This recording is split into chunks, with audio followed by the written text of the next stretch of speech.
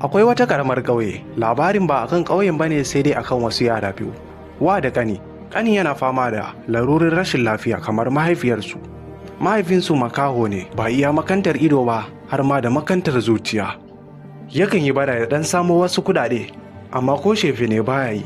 Idan matarsa ta tambaye shi me yasa baya shefe ne, sai ya ce Ubangiji ya jarabce shi da rashin ido, ta ya zai samar musu da abinci.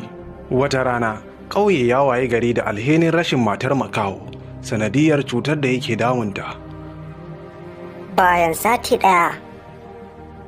Makaho ya ɗauki yara biyu izuwa bara, abinda ba su taɓa yi ba a rayuwarsu. Sanadiyar yawo a cikin rana, rashin lafiyan yaron ya tashi ya yi tsanani sosai. Bayan makaho ya dawo gida, makocin makaho ya zo gidan makaho. Ya ce da shi, yaran nan sun sha wuya. Har ɗaya daga cikinsu jikinsa ya tashi ya yi tsanani sosai, shine inda sun samu ne ka bar sa su daina yin bara na ɗan wani lokaci.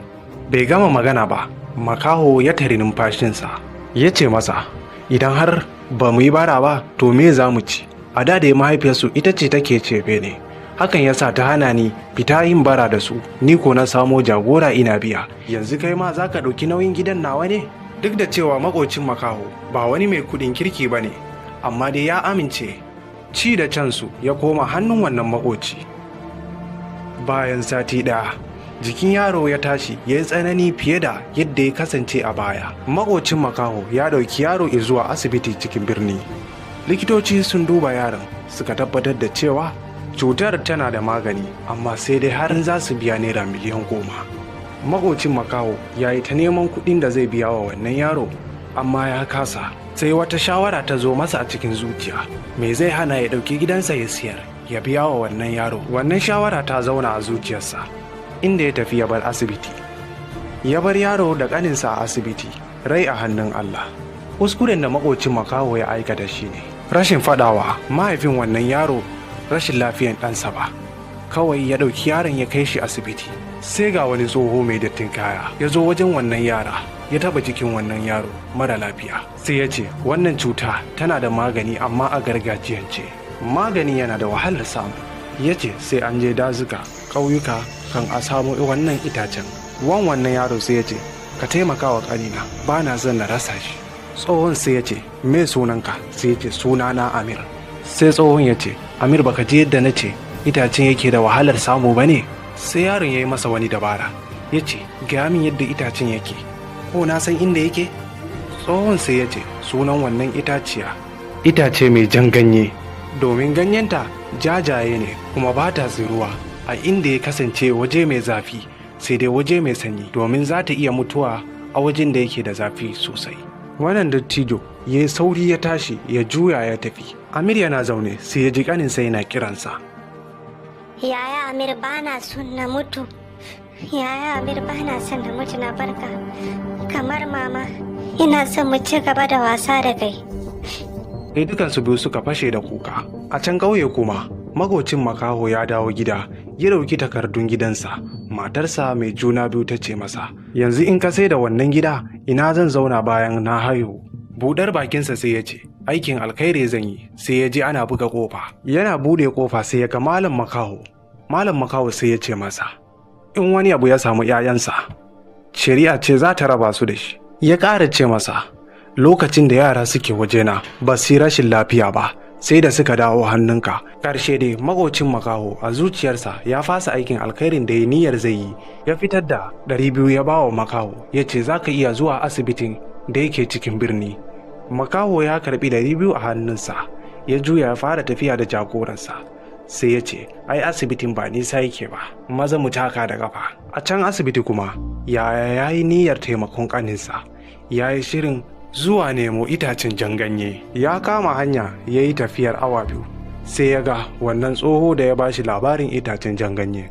Sai tsohon ya ce masa, yanzu tafiya za ka yi wajen nemo jar ganye? Shi ko yaron ya ce masa baya son ya rasa dan uwansa.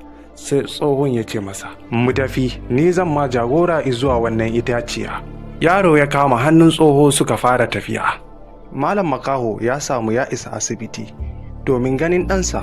Ya tarar da ɗansa amma bai samu ɗayan ɗan nasa ba. Ya fara neman wannan yaro daga safiya har maraice, har sai da ya je wajen wani shago shagon mai shayi ya tambayi mai shayi sai ya ce, na ga yaro dan mitsitsi da wani tsoho muna ce masa baba mahaukaci ne. Ai nan da nan makaho zuciyarsa ta ɓaci ya kama mai shayi ya ce, me yasa baka dakatar da shi ba? Ka san mahaukaci ne, mahaukacin kuma tabbas ka san ba yaransa ba ne. Me yasa? Wallahi sai na ga wanda ya sai raba ni da kai. Mai shayi sai ya masa kyautar shayi ya sa shi dole ya sha shayi. Oye, ka san ba hukunci da wuta. Suna tafiya ba su tsaya ba sai da dare ya yi. Yaro ya fara jin yunwa sai tsoho ya ce masa, me yasa baka dauki guziri ba? Na gaya ma wannan tafiya mai nisa ne, za mu dauki kwanannaki muna tafiya, akalla dai zai kai kwana 5. Tsoho ya dauki wani biredi a cikin jakansa ya ba wa wannan yaro ya ce masa, yi guziri da shi. Yaro sai ya tambaye shi ya ce masa, menene guziri kuma? Dare ya yi, yaro ya kwanta a ƙasa sai tsoho ya ce masa, kar ka kwanta a ƙasa domin macizai za su iya cizon ka da kunamai, haukan itace ka samu kwanta. Bayan yaro ya haukan itace ya kwanta, tsoho ya kama baccinsa har da manshari. Yaro yana kwance yana kallon sararin samaniya yana tunanin yadda rayuwa ta mai da su, sai ya ji katon macijiya ya fara hawan jikinsa, ya yi kamar zai yi ihu sai ya shiro, ya tsaye da numfashinsa na dan wani lokaci, ya kiya motsa jikinsa har sai da macijin ya tafi. Bayan safiya ta yi suka kama wata sabuwar hanya. Yaro a karo na biyu ya ƙara tambayan abinci sai tsoho ya ce masa, ka cinye abin da na baka jiya? Yaro ya ce masa, na cinye gabaki da. Sai tsoho ya ce masa, ka yi sa'a ban cinawa ba, gashi nan ya bashi. Suna cikin tafiya sai su ga mutane a gabansu da manyan makamai